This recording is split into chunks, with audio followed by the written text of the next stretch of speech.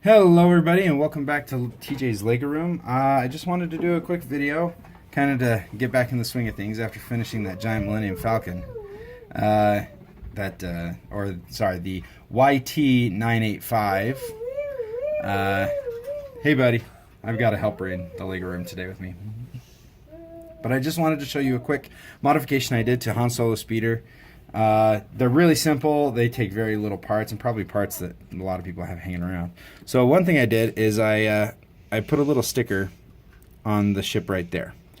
And that's to bridge the gap that was between these white pieces, just to give it a complete rounded white section. I wanted to get a little black sticker to put there as well, but most Lego stickers are printed on white. And so when I'm looking through looking through the edges to find stuff, there are always, white edges.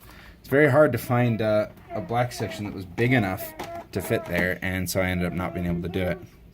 But yeah, I just peeled off a couple of these pieces, stuck that little sticker in there. You just cut it to the right width and stick it back on. So while it is a modified sticker, it's still official Lego sticker.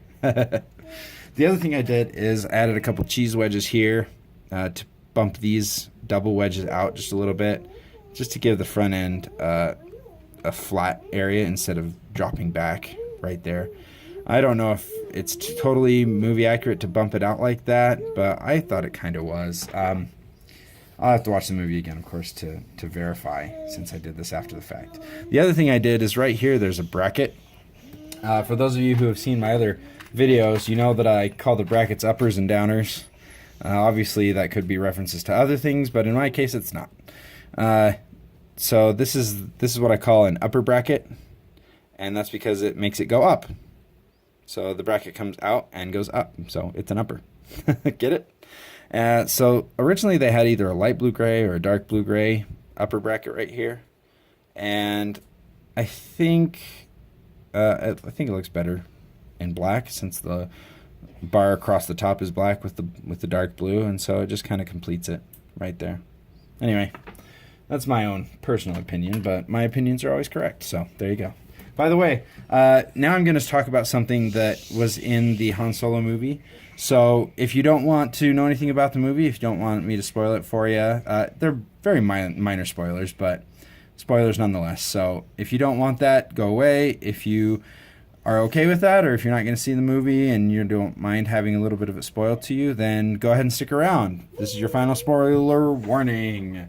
Alright, so in the Han Solo movie, Han and Qi'ra at the beginning are able to try to escape Corellia, and Han is successful while Qi'ra is not. They're able to escape by stealing a small thing of coaxium, which is the hyperspace fuel in Star Wars now, which is so cool. I'm actually kind of excited that they have a fuel now, so that gives us a little bit from The Last Jedi. They said we're running out of fuel, we only have enough fuel for one more jump. Now we know what that fuel is. It's coaxium. So I built a coaxium container. Yay! Let's go ahead and look at it. So I used on the top these transparent hand holder things that are used a lot in the superhero sets to let Iron Man hold some blasting stuff, or Doctor Strange, or even Spider-Man now can hold some of these for some of his web shooting stuff.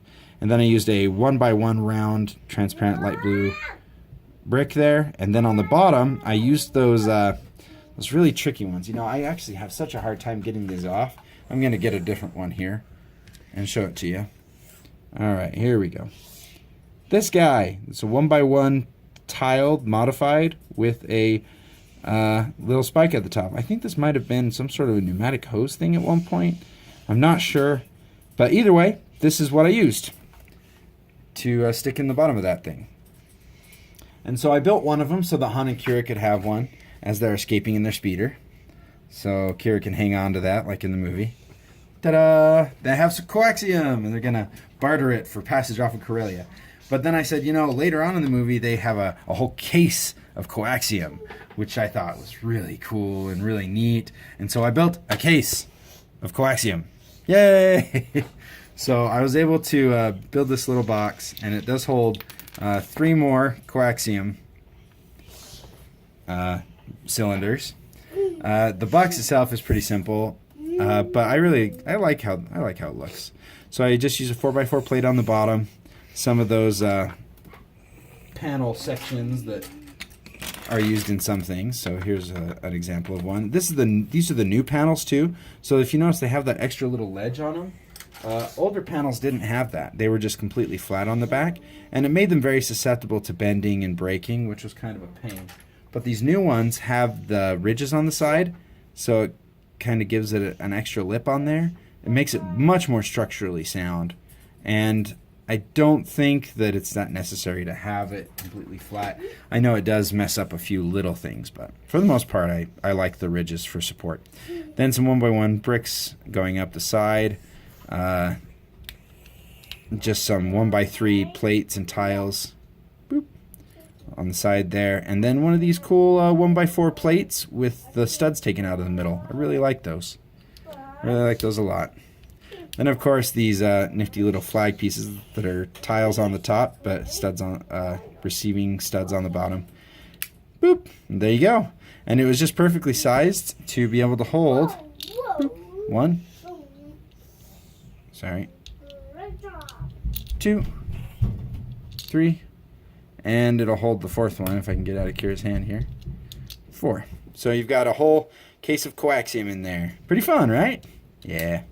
So anyway, that was just the one oversight that I saw from the Han Solo movie, and they might have not done it because of spoiler stuff. But either way, now you can also build coaxium, the hyperspace fuel that doesn't quit. All right, well, thank you guys so much for checking this out. I know it's a little bit of a smaller mock or build, but it's something that, you know, if you've seen the movie, you'll like it quite a bit. I think having a little coaxium that you can throw in there and help out. So thanks so much for watching, and we'll catch you guys next time in TJ's Lego Room.